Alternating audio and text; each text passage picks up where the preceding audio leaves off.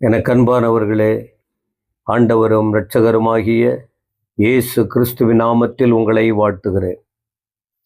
மீண்டும் இன்று ஒரு இறைவார்த்தையில் ஆண்டவர் இயேசு கிறிஸ்து பயணித்த செய்த ஊழியம், அவர் இந்த உலகத்தில் தனக்காக எதை தேடிக்கொண்டார்? பிறருக்காக தான் வாழ்ந்தார்.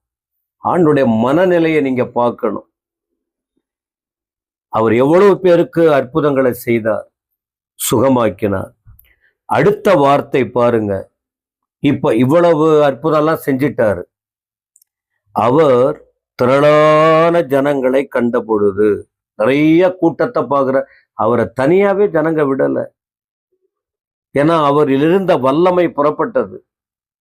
ஜனங்கள் விடுவிக்கப்பட்டாங்க, ஆசீர்வதிக்கப்பட்டாங்க. அதனால மற்ற மற்ற மற்ற கூட்டம் கேள்விப்படுகிற எல்லாரும் அவர்கிட்ட வர்றாங்க. அவர்களை அவர் பார்த்தார். அவர் மனசு வேதனை சொல்றாரு, அவர்கள் மேய்ப்பன் இல்லாத ஆடுகளைப் போல தொய்ந்து போனாங்க. ஆண்டுடைய பாரம் பாருங்க. இயேசு கிறிஸ்து மேய்ப்பன், ஆடுகளுக்கு மேய்ப்பன் இருக்காங்க. மேய்ப்பன் இல்லாத ஆடுகள் பாதுகாப்பற்ற நிலையில இருக்கும். அப்படி ஒரு ஒப்பனையை சொல்றாரு. மேய்ப்பன் இல்லாத ஆடுகளைப் போல தொய்ந்து போயினவங்க, சிதறப்பட்டவங்களா இருக்காங்க. அப்படி இருந்தபடியால் அவர்கள் மேல் மனதுருகி, அறுப்பு மிகுதி, வேலையாட்களோ கொஞ்சம். சீஷர்களை நோக்கி சொல்றாரு, சீஷர்களை நோக்கி நீங்க போயிட்டு வேண்டிக் கொள்ளுங்க, ஊழியத்துக்கு ஆட்கள் தேவை என்று. எனவே இந்த வார்த்தைகளை கேட்கிற அருமையானவர்களே, ஆண்டுடைய பார்வை, ஆண்டவருடைய மனநிலை, ஆண்டவருடைய வார்த்தை சீஷர்களுக்கு கொடுக்கிறதான பொறுப்பு. இந்த 4 தன்மைகளை உணர்கிறோம்.